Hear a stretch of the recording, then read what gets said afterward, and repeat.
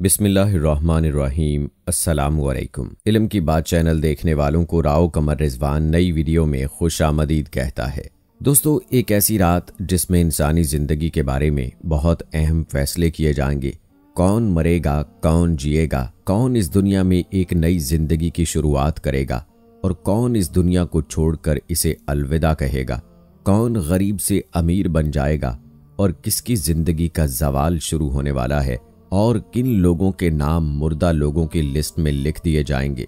दोस्तों, आज की वीडियो में हम आपको बताएंगे कि शब-ए बारात की हकीकत क्या है और इस रात में नामा अमाल क्यों तब्दील होते हैं और इस रात में इंसानों के बारे में कौन कौन से अहम फैसले किए जाते हैं, और अगर खुदा न खास्ता हमारा नाम भी मुर्दा लोगों की लिस्ट में लिख दिया गया हो तो हमें क्या करना चाहिए।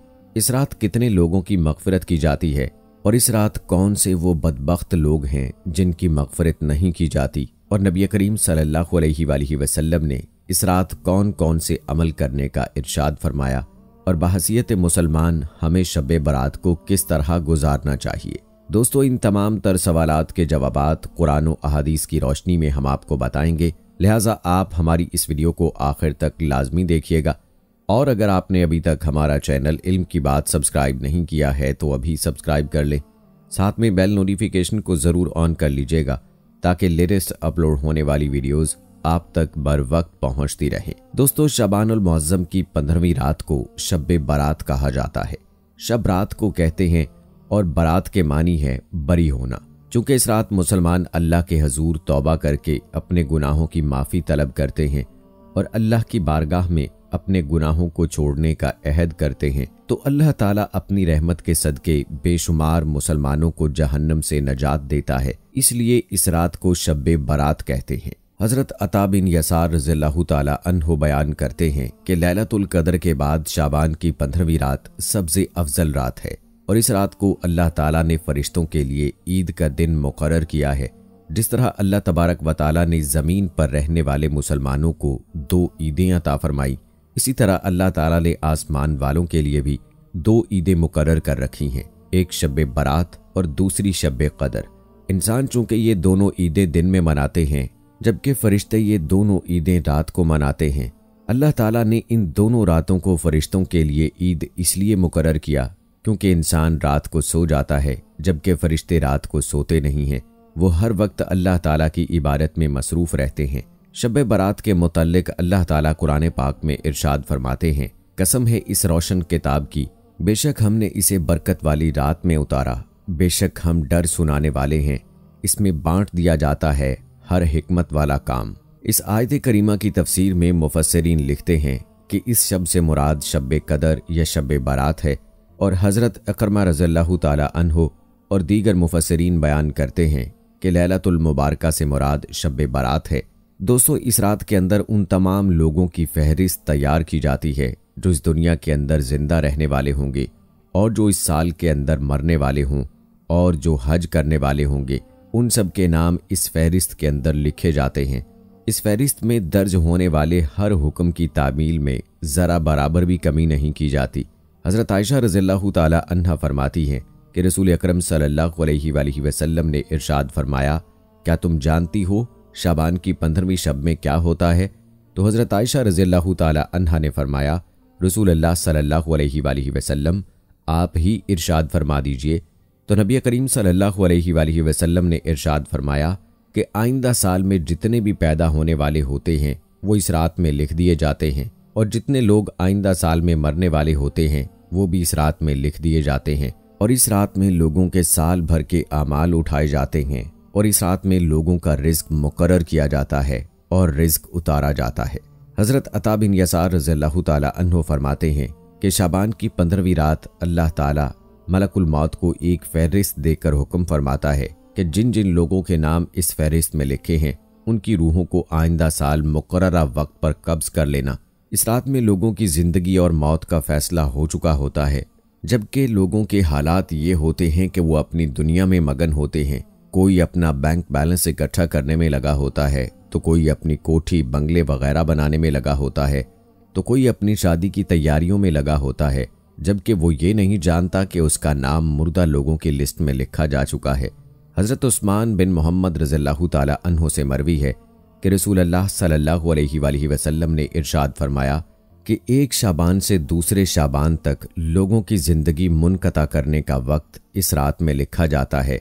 यहाँ तक कि इंसान शादी ब्याह करता है और उसके बच्चे पैदा होते हैं, हालांकि उसका नाम मुर्दा लोगों की फहरिस्त में लिख दिया जाता है।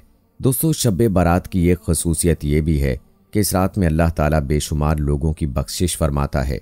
जैसा कि हज़रत आयशा रज़ियल्लाहु ताला अन्हा बयान फरमाती हैं कि एक रात मैं नबी करीम सल्लल्लाहु अलैहि वसल्लम को अपने पास ना पाया तो मैं आपकी तलाश में निकली। मैंने देखा कि आप सल्लल्लाहु अलैहि वसल्लम जन्नतुल बकी में तशरीफ़ फरमा हैं और आप सल्लल्लाहु अलैहि वसल्लम ने फरमाया कि क्या तुम्हें कोई खौफ है कि अल्लाह और उसका रसूल तुम्हारे साथ ज़ियारती फरमाएंगे।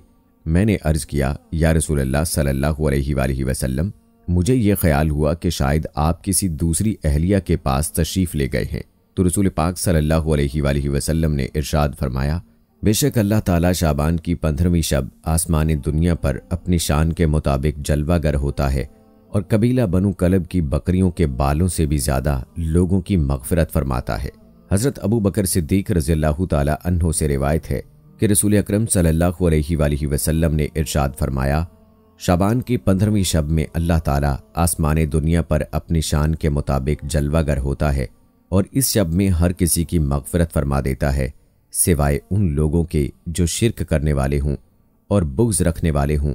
और एक दूसरी रिवायत में आता है कि नबी करीम सल्लल्लाहु अलैहि वसल्लम ने इरशाद फरमाया, अल्लाह ताला शाबान की 15वीं शब में अपने रहमो करम से तमाम मखलूक़ात की बख्शिश फरमा देता है, सिवाय उन लोगों के जो शिर्क करने वाले हों, कीना रखने वाले हों।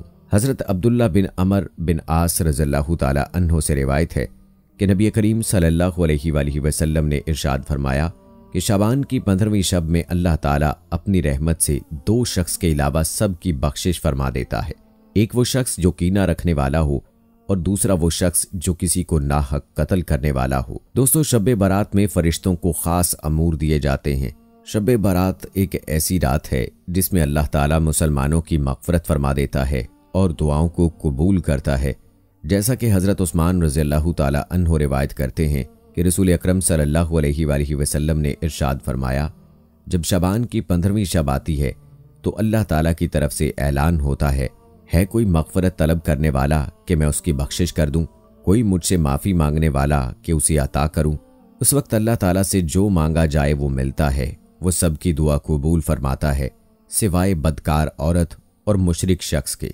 हज़रत अली रज़ियल्लाहु ताला अन्हो से रिवायत है कि रसूल अकरम सल्लल्लाहु अलैहि वसल्लम ने फरमाया, जब शाबान की 15वीं शब आती है तो रात को क़याम करो और दिन को रोज़ा रखो, क्योंकि गुरूब आफ्ताब के वक्त से ही अल्लाह ताला की रहमत आसमान दुनिया पर नाजिल हो जाती है और अल्लाह ताला इरशाद फरमाता है कोई बख्शिश तलब करने वाला कि मैं उसे बख्श दूं, है कोई रिज़्क मांगने वाला कि मैं उसे रिज़्क अता करूं, है कोई मुसीबत ज़दा कि मैं उसे मुसीबत से निजात दूं।